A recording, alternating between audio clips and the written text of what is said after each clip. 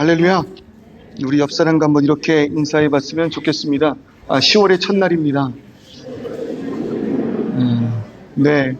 여러분, 이 첫날이라는 것이요, 우리의 그 인생 가운데 다시 한 번의 기회가 되는 순간 되었으면 좋겠습니다. 아멘. 네. 오늘 읽은 우리 이 말씀을 가지고요, 기업 물을 자라는 제목으로 말씀을 전하고자 합니다. 제가 개인적으로 개척을 할 수 있겠다 라는 제 목회에 어떤 확신이 드는 순간이 있었어요. 그 순간이 언제였냐면 2019년, 혹시 기억나실까요? 코로나가 우리를 덮쳤을 때 많은 분들이 힘들어하셨고 또 어려워하셨고, 자, 코로나의 아픔이라는 건 만나야 하는 이들을 만나지 못하고 함께하고 싶은 이들과 함께하지 못한다라는 것, 그 관계의 끊어짐 아니었나 생각을 해보게 됩니다. 여러분, 그럴 때 오늘 이 시간 다시 한번 우리를 또 연합하게 하셨고 함께할 수 있게 하셨고 관계할 수 있게 하셨다면 마음껏 그 은혜를 누리시는 여러분 되셨으면 좋겠습니다. 네, 추석입니다. 한국에 전화하시고요. 그동안 좀 뜸했던 생각나는 고마운 분들과 이 시간을 통해서 좀 연락을 하는 그런 저와 여러분 되었으면 좋겠습니다. 그 코로나 시기에 너무나도 힘들고 어려운 그런 순간이었지만 제 안에는 개척을 할 수도 있겠다. 목회의 어떠한 그 자신감 혹은 그 목회의 열매, 그 은혜가 충만했었어요. 이유가 뭐였냐면요. 네, 그때는 제가 아들레이드에 있었는데 아들레이드 장로교에서 청년부를 담당하고 있을 때 청년들이 너무나 큰 타격을 받았어요. 특별히 아들레이드는 좀 요식업에 관련된 그런 직군의 청년들이 꽤 많이 있었는데 코로나로 인하여 모든 식당들이 문을 닫으니까 한순간에 청년들의 일자리가 다 무너진 거예요. 그뿐만 아니라 많은 분들이 직장을 잃고 삶에 어려움이 있었다 이거죠. 그럴 때 5년 넘게 청년들과 함께 나누며 가르치며 하나님의 나라가 무엇인지를 선포하였을 때 한편으로는 그런 마음이 있었거든요. 저 정말 죽어라 열심히 성경을 가르쳤고 매주 많게는 19개 반, 적게는 11개 반 청년들을 성경 공부시켰는데 그런 마음이 드는 걸, 이게 의미가 있나? 아무리 말씀을 가르쳐도 예배의 표정이 변하지 않아요.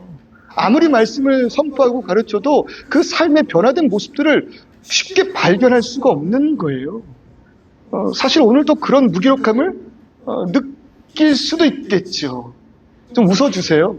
반응해 주시고요. 함께 해주시면 감사하겠습니다. 정말 그런 순간이 있었거든요. 그런데 그 코로나가 터지고 나서 많은 청년들이 일자리를 잃고 당장 막 그 휴업이가 없어서 집에서 쫓겨나게 생겼어요. 잘 자리가 없어요. 이런 얘기가 사방팔방 들렸을 때 제가 우리 청년들에게 이런 도전을 줬어요.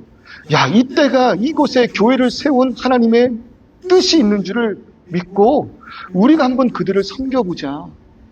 그때 청년들도 한 60명 가까이 모이던 청년들이 코로나로 인해서 절반이 귀국을 하고 30명 남아있을 때였거든요. 나머지 친구들은 온라인으로 예배를 드리고 있었죠. 그럴 때 그 친구들에게 도전을 준 거예요. 제 마음에 그런 은혜를 함께 나눈 거예요. 무언가 말씀으로 반응하는 우리가 되고 싶은 거예요. 모두가 힘들어 무너져 갈 때 우리를 세우신 그 이유를 우리가 이 때를 위하여 나타내었으면 좋겠다. 먼저 내가 한 주의 생활비를 헌금할게. 힘들고 어려운 상황이지만 우리가 십시일반 모아서 교회가 왜 이곳에 있는지, 무엇이 당신들을 위로할 수 있는지를 우리가 나타내 보여줬으면 좋겠다. 그러면서 임원단들을 모아서 이야기를 했을 때 그때 당시 청년들이 살고 있는 그 쉐어비의 그 일주일치 집값이 150불이었어요. 그거를 10명 하면 1,500불이잖아요. 그거를 20명 하면 3,000불이잖아요. 그래서 제 나름의 한 3,000불 정도면 그래도 우리 청년부가 꽤 멋있는 사역을 해낼 수 있겠다. 그들을 위로할 수 있겠다. 그런 30명에 대한 도전을 임원단들과 나눴어요. 그리고 나서 그때부터 그 청년부 30명, 온라인으로 예배드리는 그 30명이 3년 동안 코로나 그 시기에 교회가 세상을 위로할 수 있음을 나타내 보여줬는데, 그렇게 3년 동안 청년부가 자체적으로 모아서 그들을 도왔던 그 금액이 43,000불이 되었습니다. 43,000불. 안 놀라시네요? 그 정도는 저에게 아무것도 아니죠. 그죠? 왜요? 저희 교회 이름은 주는 교회잖아요. 대놓고 주는 교회고 그 주는 교회의 철학 속에서 성도님들이 아멘으로 순종하며 이 자리에 오신 거 아니겠습니까? 아멘. 그 4만 불이 우스운 교회 되기를 주님의 이름으로 축원합니다. 아멘. 할 수 있다니까요. 너무 놀랐어요. 왜 놀랐냐면요, 청년들이요 헌금에 참 인색합니다. 청년들이요 헌금에 참 인색해요. 근데 이해가 돼요. 왜요? 이 시대 속에서 교회의 불투명한 재정으로 인하여 너무나도 큰 상처를 정면으로 받은 세대거든요. 그러다 보니까 그 헌금에 굉장히 인색한 마음이 있어요. 그런데 그런 그들 마음 가운데 어쩌면 누가 보기에는, 야, 그렇게 오랜 시간 성경을 공부하고 말씀을 들었는데도 어떻게 삶에 그 어떠한 변화도 일어나지 않는 것 같은 그런 무기력함의 그 순간, 그 절정에 목사님이 말씀을 통해 우리에게 이야기하는 것이 바로 이것 아니었어요? 하나님의 나라가 이러한 것 아니겠어요? 누군가의 희생을 통해서 우리가 이 자리에 섰고 예수의 희생 속에서 우리가 참된 구원과 하나님의 나라를 소유했다면 우리의 희생으로 이 땅을 위로할 수 있는 것 아니겠어요? 라는 고백에 3년 동안 너무나도 멋있는 그 사역을 하였다는 거예요. 저는 그때 뭔가 마음속에 확증이 생긴 것 같아요. 이거구나. 할 수 있구나. 말씀이 정말 힘과 능력이 있는 것이구나. 아멘. 여러분, 말씀이 정말 그렇습니다. 안 듣는 것 같죠? 지금 청년들이요? 안 듣는 것 같죠? 우리 자녀들이 막 말씀으로 인도하려고 해도 그 말씀에 반응이 없는 것 같죠? 우리의 그 신령이 굉장히 오랜 시간 신앙생활을 해왔음에도 불구하고 오늘 그 어떤 변화도 일어나지 않는 것 같은 모습에 스스로 약간은 무기력함과, 그리고 예배를 나옴에도 불구하고 그렇지 한 주에 또 한 번의 시간이지 그렇게 기대 없는 마음으로, 심령으로 나오고 있지도 않아요. 그러나 중요한 거는요, 말씀은 분명 기업고 우리를 변화시킨다는 것입니다. 할렐루야. 그게 하나님의 말씀의 능력이에요. 왜냐하면 하나님의 말씀의 능력은 예수 그리스도의 십자가의 사랑을 우리에게 증언하고 있기 때문입니다. 여러분, 십자가가 무엇입니까? 희생 아닙니까? 십자가가 무엇입니까? 헤세드. 법적 안에서 결단코 나를 놓을 수 없는 그 사랑, 그리고 굳이 더 가지 않아도 그 자리에 섬으로 인하여 우리에게 참된 구원의 역사를 인도한 그 은혜가 여러분 십자가다, 이것이죠. 그러니까 우리가 룻기를 통해서 계속 반복적으로 깨닫는 것은 그거예요. 정말 이 땅을 구원할 것이 무엇인가? 사사들이었습니까? 그 시대에 어떤 유행하는 사업들이었습니까? 여러분 생각해 보세요. 오늘 나를 구원할 수 있다고 여기는 것, 여러분 그것이 무엇이에요? 제가 어제 저녁에 설교를 준비하다가 잠깐 인터넷에 들어갔는데 포스트 하나가 뜨더라고요.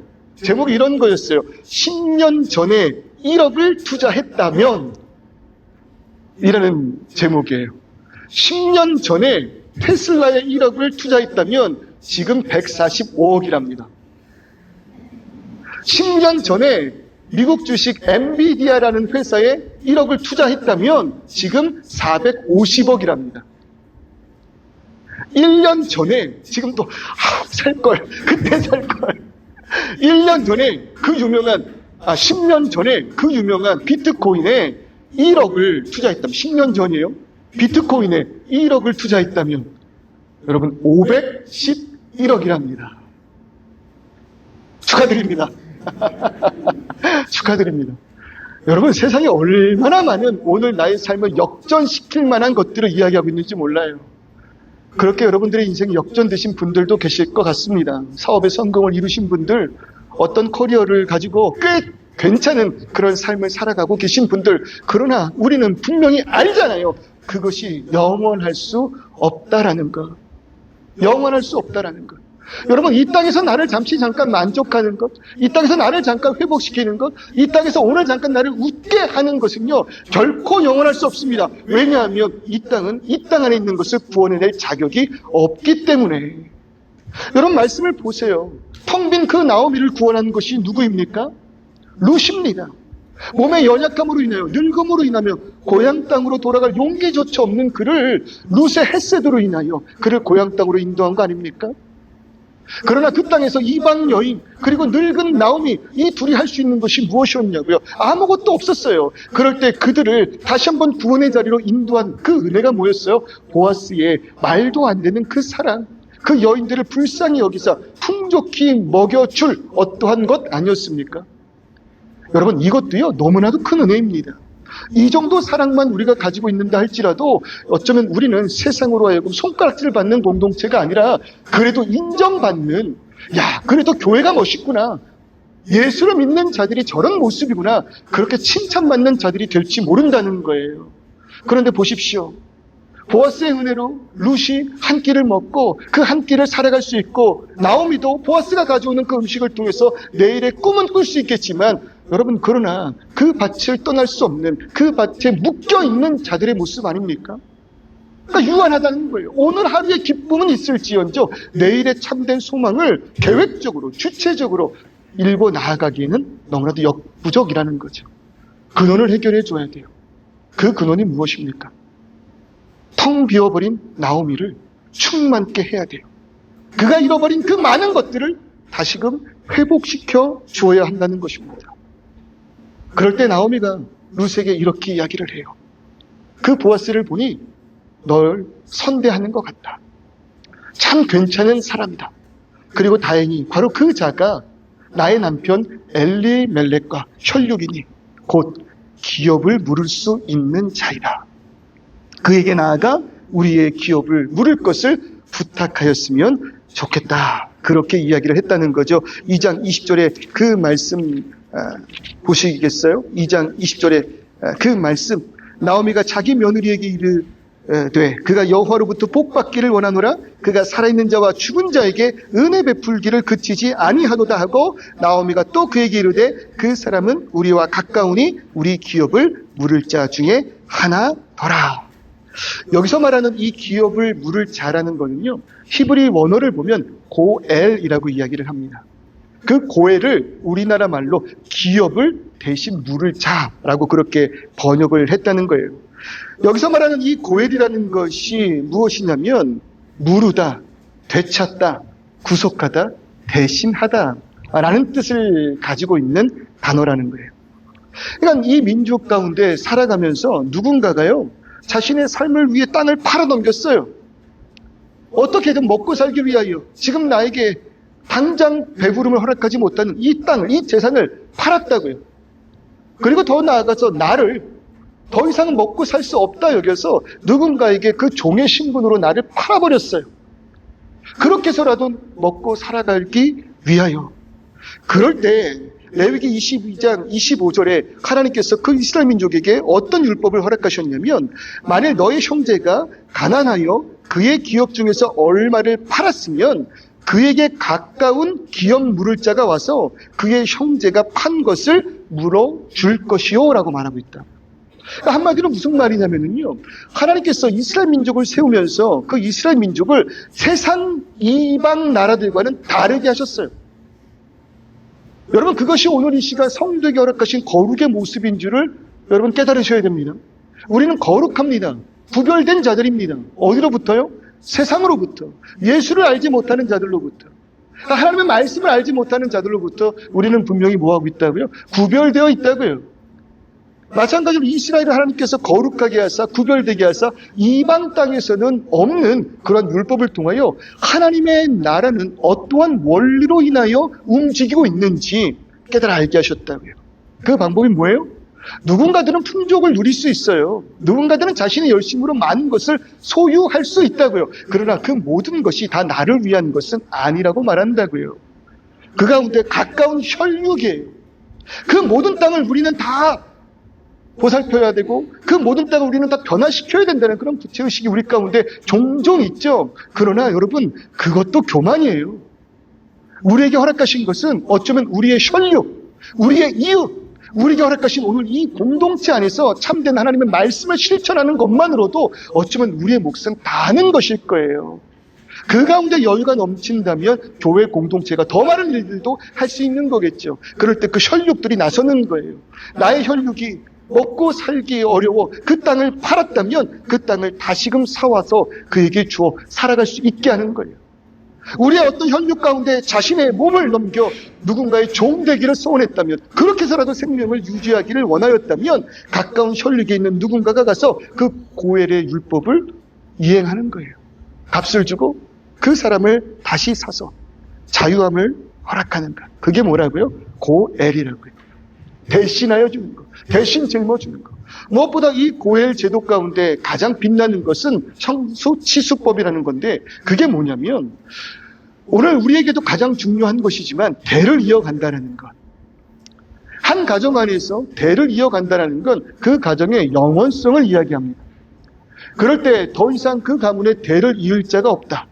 심각하게는 우리가 지금 바라보고 있는 그 룻기에서 일어난 일처럼 나오미의 남편이 죽었고 그의 세 아들이 다 죽임을 당한 그러한 상황 가운데 더 이상 우리 가운데에는 이 대를 이을 만한 사람이 없다라고 이야기한다면 가까운 혈육 혹은 형제가 그 미망인을 취하여 자녀를 낳게 하는 거예요. 그리고 그 자녀를 돌보는 거예요. 다만 그 첫째 자녀는 이 형제의 자녀가 아니라 죽은 그 아비의 자녀가 되어서 그 가문의 자녀가 되어서 그 가문의 대가 결코 그 민족 가운데에서 끊어지지 않게 한 것이 뭐라고요? 고엘, 기업물을 잘 아는 거죠. 그러니 얼마나 안심되겠습니까? 나의 실수로, 나의 죽음으로, 나의 연약함으로 우리의 이 민족이, 이 가정이 결코 망하지 않는다는 거예요. 왜요? 하나님의 백성은 혈육을 돌보며 이웃을 사랑함으로 인하여서 그들의 대를, 그들의 생명을 보존, 보호하는 의무가 있기 때문에. 그러니 나오미가 룻에게 말하는 거예요. 그가 너에게 선대하는 것, 하루치에 그 음식을 먹고 살아가는 것도 너무 감사하고 귀하지만 근원이 해결되지 않잖아요. 그 근원의 문제를 해결하기 위해 룻에게 보아스, 나아가 기업 물을 자 될 것을 부탁하라는 거죠. 그래서 어느 날 밤 룻이 그 보아스가 잠든 그 침대 발 밑으로 나아갑니다. 이건 복종의 뜻입니다. 그러니까 순종의 뜻입니다.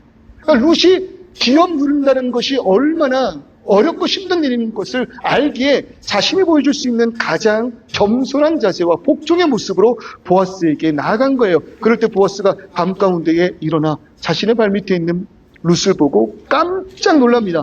왜 당신이 여기에 있습니까? 덜덜 떨었겠죠? 그리고 수치스럽지 않았을까요? 그럼에도 불구하고 내가 사랑하는 그 나오미, 그 시어머니와 자신의 그 삶을 위하여 엎드려 부탁을 하는 것입니다. 당신이 기업 물을 자가 됨이니이다. 당신이 우리의 그 기업을 물어 우리의 삶을 끊기지 않게 해 주었으면 좋겠습니다. 여러분이라면 어떻게 하시겠습니까? 여러분이라면 나의 형제의 이런 부탁에 대해서 어떻게 반응하시겠습니까? 여러분, 결코 쉬운 일이 아닙니다. 사랑하지 않아서가 아니에요. 마음이 있죠. 국률이 있으니까 그를 도운 거 아니겠습니까? 남들이 돕는 것보다 그 이상을 더한 것 아니겠습니까? 우리도 그 정도는 할 수 있을 것 같아요. 그 정도, 교회가 해야 할 그 일들은 해 나아갈 수 있을 것 같아요. 그런데 기억하십시오. 구원의 역사는 언제 이루어진다고요? 내가 할 수 있는 것, 해야만 하는 것, 그 이상의 한 걸음을 내딛는 그 순간부터 역사가 이루어진다고요. 보아스가 룻에게 말합니다. 내 딸아, 여호와께서 너에게 복 주기를 원하노라. 그리고 나서 하는 말이 무엇이냐면 가라. 그리고 걱정하지 마라. 내가 너의 기업을 물어줄 것이다. 보아스가 룻에게 이렇게 말할 수 있었던 것은요, 그 룻의 마음이 너무나도 아름다웠기 때문이에요. 왜요? 룻이 이 자리, 이 수치의 자리까지 나와서 한 여인이 외간 남자의 발밑에 내려와 복종을 맹세하는 그 자리에 선 그 모습 자체가 그 마음 가운데 나오미를 향한 말도 안 되는 희생의 사랑이 있었기 때문이라는 것을 보아스가 알았기 때문에. 그래서 여러분 보면은요, 사랑은 결국 또 다른 사랑의 열매를 낳게 되더라고요. 사랑이 뭐라고요? 결국 또 다른 사랑의 열매를 낳게 되더라 이것입니다. 우리가 누군가와 관계를 맺을 때 가끔 불편하신 분들이 있어요. 왜 이렇게 좋게 이야기했는데 좋게 받아들이지 않지? 왜 긍정적인 것을 부정으로 이야기하지? 왜 온통 그 마음에 경계심이 가득하지? 그런 분들을 볼 때 흔히 이렇게 말하죠. 사랑을 받아본 적이 없는가? 배려를 받아본 적이 없는가? 따뜻함이 무엇인지 잘 모르는가? 정말로 그래요, 여러분. 사랑받지 못한 아이는요, 사랑 주는 방법을 모릅니다. 비극의 연속이에요. 사랑받지 못한 사람은요, 사랑을 줄 수가 없어요. 왜냐하면 내 안에 사랑의 씨앗이 없기 때문에. 그럴 때 보세요. 아무리 미워도요, 아무리 화나고 분해도요, 자녀들에게 사랑의 말을 해주시기를 부탁드립니다. 사랑한다고. 내가 너를 너무나도 사랑한다고. 남편에게 사랑의 씨앗을 심어주시기를 주님의 이름으로 부탁드립니다. 아내에게 이 땅에 줄 수 없는 그 사랑의 씨앗을 심어주시기를 부탁합니다. 그렇다면요, 언젠가 그 사랑의 씨앗이 자라나 열매가 맺게 될 거예요. 그리고 그 열매는 또한 누군가를 살리는 그런 도구로 사용되지 않을까요?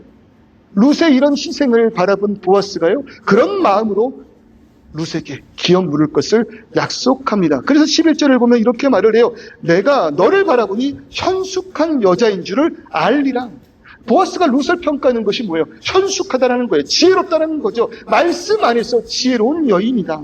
왜요? 10절에 이렇게 이야기를 해요. 가난하건 부하건 내가 룻이 젊은 자를 따르는 것이 아니라 나이가 조금 있고 젊은 여인이 보기에는 매력이 없는 나 같은 사람인데, 그러나 기업 물음을 위하여, 율법을 위하여, 하나님의 말씀 가운데 나오미의 가정을 위하여 나에게 나온 그 모습에 현숙함을 느꼈다는 거예요. 여러분 보세요. 사랑의 정의가 무엇입니까? 사랑의 정의가 뭐예요? 제가 이전에 한번 이런 말씀 드린 적 있죠? 좋아한다와 사랑한다의 차이. 기억나십니까? 좋아한다라는 것은 무슨 뜻이에요? I like pizza. 나는 피자를 좋아해요. 왜요? 피자를 먹으면 누가 기분이 좋아요? 내가 기분이 좋아요. 내가 야구를 너무 좋아해요. 그 야구를 통해서 뭐가 좋은 거예요? 내가 너무 좋은 거예요. 여러분, LG가 우승했습니다. LG 팬들 계십니까? 하나가 아쉽게 우승을 하지 못했어요. 그것들을 바라보면서 죄송합니다. 분해하지 마세요. 그것들을 바라보면서 뭐예요? 너무 내가 좋은 거예요. 저는 좋아한다의 정의를, 기준을 나로 여겨요. 교회 왔더니 너무 좋아요. 너무 행복하고 너무 괜찮아요. 그러면 난 교회를 좋아하는 겁니다. 내가 누군가들과 함께 이야기하고 막 대화하고 막 말을 했는데 너무 행복하고 후련해요. 그러면 그 모임을 참 좋아하는 거예요. 그런데 가끔 야구를 사랑하시는 분이 있습니다. 피자를 사랑하시는 분이 있어요. 교회를 사랑하는 분이 있고요. 우리들의 모임을 사랑하는 분이 있어요. 사랑은 포유예요. 나를 희생해서라도, 나를 내려놓더라도 내가 사랑하는 그 대상이 잘 되기를 원하는 것, 내가 사랑하는 그 대상이 유익하기를 원하는 것, 그것이 사랑이라는 거예요. 그러니까 사랑의 정의는 한마디로 희생입니다. 그러니 희생은, 다른 말로 그 사랑은 언제나 열매를 맺을 수밖에 없는 것이고, 그 희생은 결과적으로 어려운 가운데 있는 누군가들을 구원할 참된 능력을 갖게 된다는 거예요. 룻이 나오미를 구원했듯이 나오미의 사랑을 통해 열매가 맺힌 보아스는 그 나오미와 룻을 구원의 자리로 인도하는 것 아니겠습니까? 그러니 그 여인들에게 말을 한 거예요. 내가 너희의 기업을 물어줄게. 너희의 대를 내가 결코 사라지지 않게 할게. 그런데 문제가 하나 있어요. 그것이 무슨 문제냐면 3장 12절을 보니까 참으로 나는 너희의 가정에 기업 물을 자이다. 기업 물을 자의 조건이 뭐예요? 혈육이어야 돼요. 보아스가 그들의 혈육이 맞아요. 그런데 어떤 문제가 있냐면 나보다 더욱더 촌수로 너희와 가까운 자가 있다는 거예요. 그 엘리멜렉과 나와의 그 관계보다 그 엘리멜렉과 더 가까운 누군가가 있으니 그에게 먼저 기업 물을 것을 부탁한 후에 그가 기업 물지 않을 경우 내가 기업을 물러줄 터이니 안심하고 여인이여 돌아가라. 그렇게 약속하였다라는 것입니다. 그리고 나서 이어지는 이야기가 오늘 본문 말씀 4장 말씀이에요. 보아스가 성문으로 올라가서 거기 앉았습니다. 그러니까 보아스의 그런 현숙함과 위대함을 나타내는 말이에요. 유대인에는요, 이 성문의 자리, 이 성문에 앉는다라는 것은요, 판단할 수 있는 자예요. 재판관이에요. 우리로 따지면 그 지역의 유지이자 그 지역의 문제를 해결해 줄 수 있는 그런 사람이라고요. 보아스가 그런 존재였대요. 그런데 마침 보세요. 보아스가 말하던 기업 물을 자가 지나가는지라. 여러분, 언제 지나갔어요? 마침 보아스가 그 성문 앞에 앉는 그 순간 기업 물을 자, 보아스가 말했던 나보다 너희와 더 가까운 친정 누군가가 그 앞을 지나갔다라는 겁니다. 여러분, 우리는 마침이라는 단어를 보면 그 뒤에 역사하시는 하나님을 발견해야 합니다. 우연과 그 마침의 그 역사를 우리는 성경을 통해서 하나님의 경륜과 섭리와 계획과 역사라고 마주하니까요. 무엇보다도 지금 보아스가 이 구원의 여정을 통하여서 이 룻의 그 가정, 이 나오미의 가정을 구원해 내려고 하고 있지 않습니까? 그럴 때 일어나는 이 마침의 역사라는 거는요, 한마디로 무슨 뜻이냐면 보아스가 구원의 자리에서 누군가를 구원하려 하는 바로 그 순간 마침 하나님께서 그 구원의 역사를 인도해 내신다는 거예요. 말씀을 전하는 바로 이 순간, 구원을 향한 그 외침 가운데 마침 이 자리에 계신 분들이 계실 거예요. 하나님의 인도하심을 믿으시기를 바랍니다. 우리가 누군가에게 복음을 전하고 우리가 누군가에게 선대하며 누군가를 위하여 희생의 그 사랑의 자리에 올라서기를 소원할 때, 여러분, 그것을 가장 원하시는 분이 하나님이시라면 우리가 그런 사역의 자리로 나아가기를 소원할 때 마침 하나님께서 협력하여 일하실 것입니다. 그러니 내 남편에게 복음을 전하는 그 순간 나 홀로 두려움에 떨지 마시라고요. 마침 그 자리에 함께 하시는 분 계셔요. 하나님이십니다. 자녀들에게 복음을 전하려 할 때 듣지 않은 아이들에게 그 말을 하기 위한 허망함을 갖고 계시지 말라고요. 마침 그 순간 그 자리에서 역사하시는 분이 계셔요. 그게 누구시라고요? 하나님이시라고요. 얼마나 놀랐습니까? 그 자리에서는 그때 마침 나보다 더 먼저 친족된 그가 지나갔어요. 그래서 그를 붙들었습니다. 그리고 상황을 설명해요. 나오미의 가정이 왔음을, 그리고 그의 기업 물을 자가 바로 당신임을. 그랬더니요, 4절부터 5절의 그 말씀을 보니까요, 이 기업 물을 보아스보다 앞선 그 친족이요, 그 얘기를 듣고 알겠다라고 이야기를 해요. 내가 그 나오미의 땅의 기업을 물어주겠다라고 그렇게 이야기를 해요. 그런데 이어지는 5절의 말씀과 6절의 말씀을 보면은요, 보아스가 이르되 네가 나오미의 손에서 그 밭을 사는 날에 곧 죽은 자의 아내 모압 여인 룻에게서 사서 그 죽은 자의 기업을 그의 이름으로 세워야 할지니라, 이렇게 이야기했단 말이에요. 무슨 말이냐면, 좀 쉽게 설명하면 이런 거예요. 땅을 대신 사는 건 오케이예요. 왜냐하면 어차피 이 땅을 사봤자, 이 땅을 다시 사서 나오미에게 돌려줘봤자 나오미는 늙었고 그 나오미가 죽으면 이것은 자연스럽게 나의 것이 되기에 그 정도는 내가 할 수 있다는 거죠. 그런데 문제가 뭐냐면 그에게 며느리 하나가 있어요. 그 며느리를 책임져 달라는 거예요. 그 말이 뭐라고요? 며느리와 결혼하여 그에게 아이를 낳게 하여서 그 첫 번째 아들이 태어나면 이 모든 재산이 다 누구의 소유가 되는 거예요? 엘리멜렉의 소유, 나오미 가정의 소유, 룻의 소유가 된다는 거예요. 이제 그 룻까지 책임져야 된다고 하니까 이 친족이 뭐라고 이야기를 해요? 싫다고 이야기를 해요. 그러면서 하는 이야기가 뭐냐면 6절의 말씀 보세요. 그 기업 물을 자가 이르되 나는 내 기업에 손해가 있을까 하여 그 기업을 물을 수 없다라고 그렇게 말하였습니다. 전 여기에서 너무나도 큰 어리석음을 보는 겁니다. 우리는 룻기의 결과를 알고 있어요. 그리고 이 룻을 통해서 회복시킬 하나님의 나라와 그 민족의 영광을 우리는 이미 알고 있다고요. 그럴 때 누구에게 먼저 이 기회가 왔습니까? 보아스보다도 더 가까운 친족에게 기회가 왔다는 것입니다. 그런데 여기에서 이 보아스보다 가까운 친족의 결정은 나의 삶에, 나의 기업에 손해가 있을까 하여 하나님의 영광, 하나님의 뜻과 계획, 하나님의 섭리와 하나님의 나라를 향한 그 소망을 접어버렸다라는 겁니다. 아니, 어쩌면 이 사람은요, 그 어떠한 순간에도 하나님의 그 나라를, 하나님의 그 소망을 꿈꿔본 적이 없는 자일 거예요. 왜요? 이가 지금 살고 있는 그 세대가 사사시대이기 때문에, 왕이 없음으로 인하여 각자 자신의 소견에 옳은 대로 행하는 바로 그런 시기이기 때문에, 저는 각자 자신의 소견에 옳은 대로 살았다라는 것을 이렇게 해석하고 싶어요. 내 기업에 손해가 있는 것을 원치 않는 세상, 왕의 뜻과 왕의 계획 가운데 나의 주권이 움직여지는 것이 아니에요. 내가 열심을 다하여 내가 이루는 그 모든 것이 나의 기업이 됨으로 인해 내 기업에 손해가 되는 그 어떠한 행동도 하기를 원치 않는 그 삶이 사사시대였고, 바로 그러한 삶에 베들레헴에 빵이 없고 기쁨의 자리에 서야 할 나오미가 마라, 너무나도 아프고 어려운 절망의 자리에 설 수밖에 없었다는 겁니다. 왜요? 아무도 돌아보는 자가 없기에, 아무도 손 내미는 자가 없기에, 아무도 그 가운데 헤세드가 보이지 않았기에. 성경은요, 그러한 자를 이렇게 소개합니다. 4장 1절의 말씀을 보니까요, 보아스가 말하던 기업 물을 자가 지나가는지라 보아스가 그에게 이르되, 그러면서 하는 말이 무엇입니까? 아무개요. 아무개요라고 말했다고요. 보아스보다 더 가까운 친족이었다면 유력한 자입니다. 그리고 더욱 나오미를 구원할 수 있는 그런 능력과 자격이 있는 자입니다. 그런데 성경은 그의 이름을 굳이 기록하지 않았어요. 그의 나라와 속궁을 소망하지 않는 자의 이름을 굳이 기록하고 있지 않았다는 거예요. 아무개요라고 말하고 있다 이겁니다.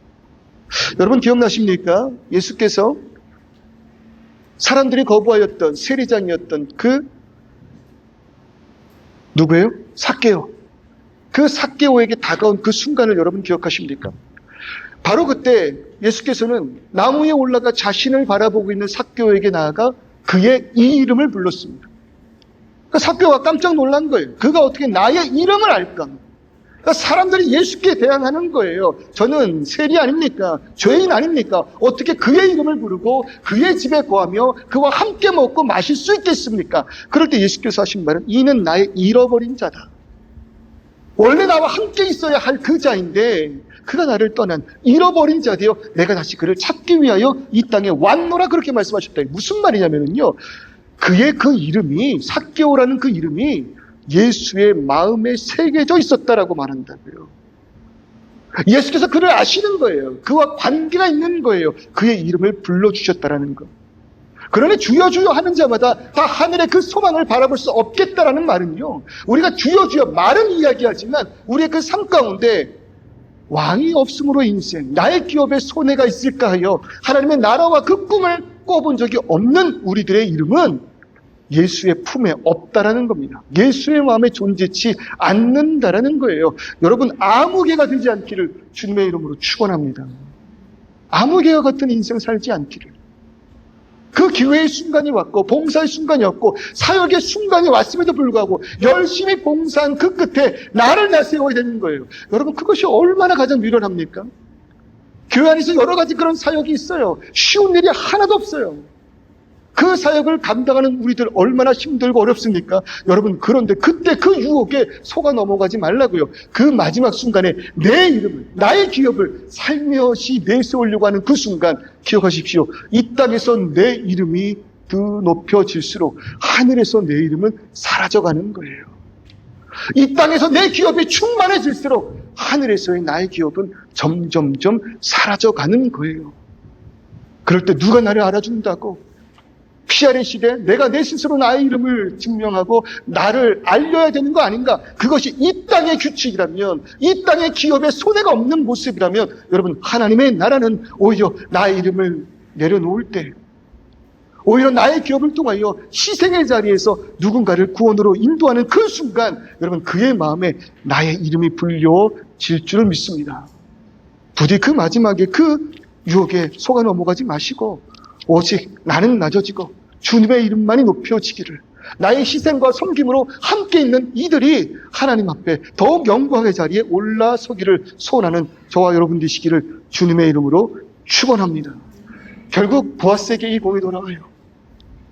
보아스가 룻을 자신의 아내로 맞이함으로 인하여 텅 비었던 나오미의 모든 여정이 보아스의 말도 안 되는 기업물을 희생을 통하여 다시금 충만한 나오미가 되었습니다.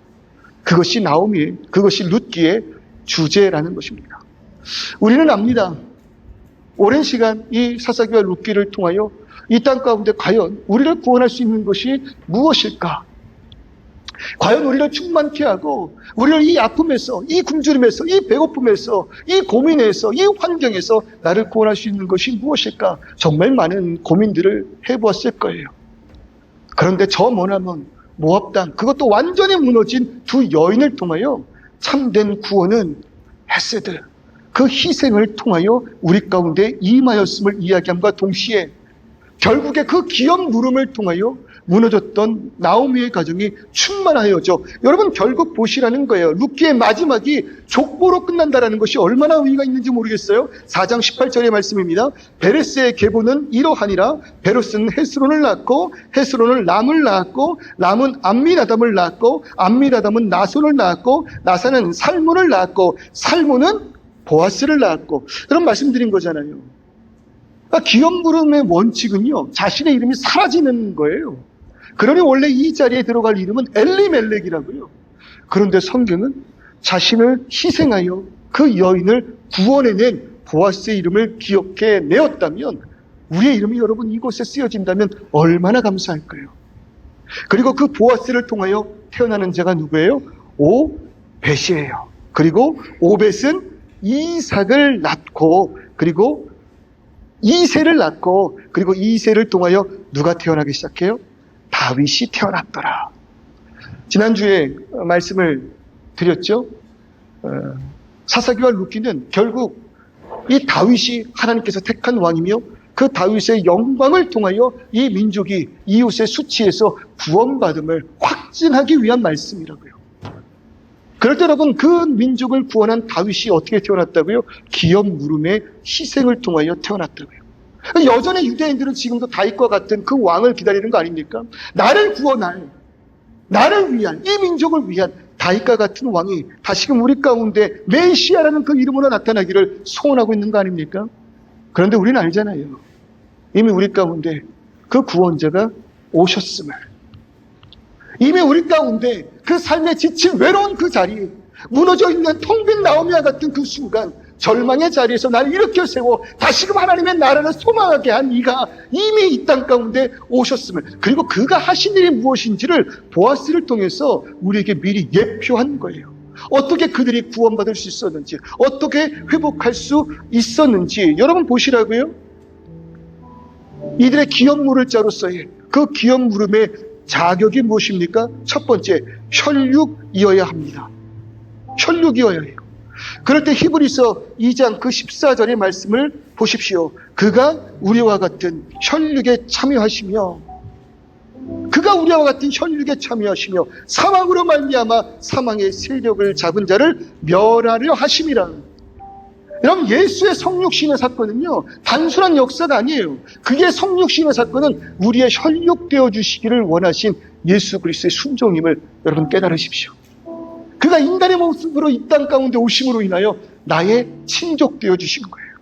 나의 아버지 되어 주신 거예요. 나의 형제가 되어 주신 거예요. 그러니 멸망의 자리에 선 그 나에게 다가와 내가 너의 기업 물을 자라, 그렇게 말씀하셨다고요. 그리고 더 나아가 기업 물을 자의 두 번째 자격이 무엇이라고요? 스스로 해야 되는 거예요. 스스로. 그 율법이 있었고 먼저 나에게 왔지만 그것을 거절한 아무개와 같지 않고 보아스는 그것을 스스로 희생의 자리로 나아간 헷세대의 구원의 역사였다면, 마가복음 10장 45절의 말씀을 보십시오. 인자가 온 것은 섬김을 받으려 함이 아니라 도리어 섬기려 하고 자기 목숨을 많은 사람의 대속물로 주려 함이라. 여러분, 이 땅에 나의 혈육이 되어 나의 그 짐을 대신 짊어주시기 위하여 스스로 십자가에 올라가신 분이 누구시라고요? 그게 예수심을 룻기는 우리에게 전하고 있다고요. 더 나아가 그가 우리의 참된 기업물을 능력자이심을 성경은 우리에게 말하고 있습니다. 뭐라고 이야기합니까? 그 다음 구절 보여주시겠어요? 히브리서 7장 25절. 그러므로 자기가 힘입어 하나님께 나아가는 자들을 온전히 구원하실 수 있나니. 그 기업물을 모두 있으신 거예요. 왕이신 그분께서 능력도 있으신 거예요. 이는 그가 항상 살아계셔서 그들을 위하여 간구하심이라. 결국 룻기를 통하여 오늘 이 시간 너에게 구원이 어디에 있느냐 우리에게 묻고 있습니다. 너희의 기업 물을 자가 누구냐 그렇게 말하고 있어요. 그럴 때 누가 그 희생의 자리에 감히 설 수 있겠습니까? 어떤 능력으로 그 자리에 나아갈 수 있겠냐라는 거예요. 그럴 때 예수 그리스도께서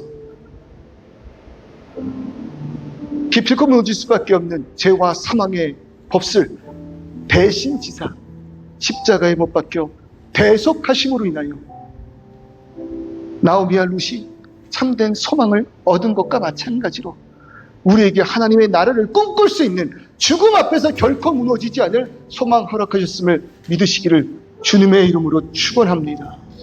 여러분, 절망하지 마세요. 외로워하는 그 순간 누군가가 헬세드의 사랑으로 나에게 다가갈 거예요. 배고파 굶주린 그 순간 누군가가 나에게 헬세드의 사랑으로 먹을 것을 허락할 거예요.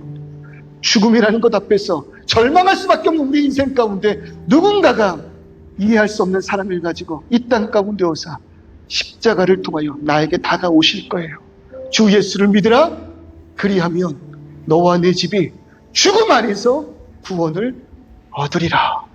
이 말도 되는 헤세드의 그 사랑이 오늘 예수의 십자가로 인하여 내 안에 충만하기를 주님의 이름으로 축원합니다.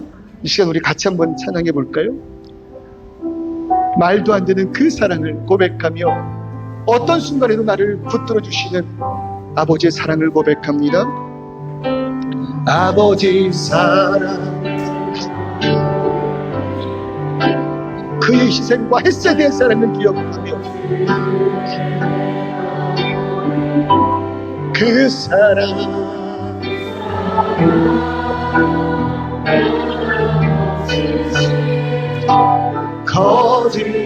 거짓없으신 성실하신 그 사랑, 상한 갈대 꺾지 않으신 꺼져가는 등불 끄지 않는 그 사랑, 거짓없으신 성실하신 그 사랑,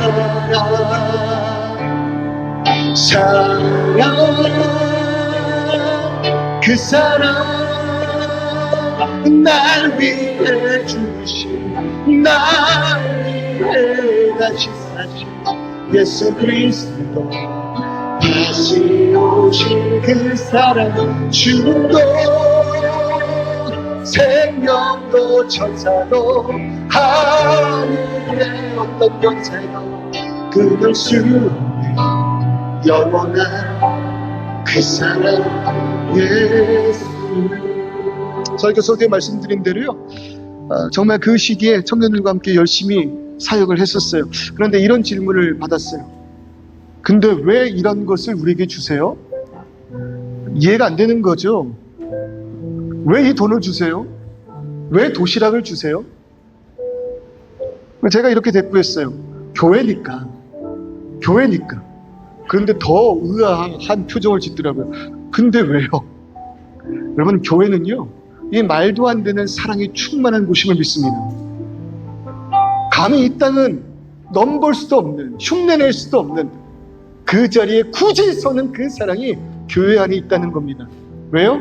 우리가 받은 예수 그리스도의 사랑이라는 것이 그의 모든 것을 내어주신 사랑이기 때문에, 그러니까 우리는 그 사랑을 가지고 살아갑니다. 그 사랑을 가지고 누군가들에게 나아갑니다. 그리고 말도 안 되는 그 사랑으로 그들에게 먹을 것을, 그들 옆에 친구가 그들에게 참된 은혜를 허락합니다. 그러나 궁극적으로 그들이 붙들어야 할 건 무엇이에요?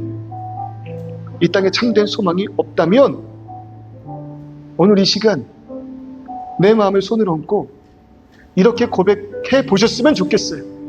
한번 용기를 내보셨으면 좋겠어요.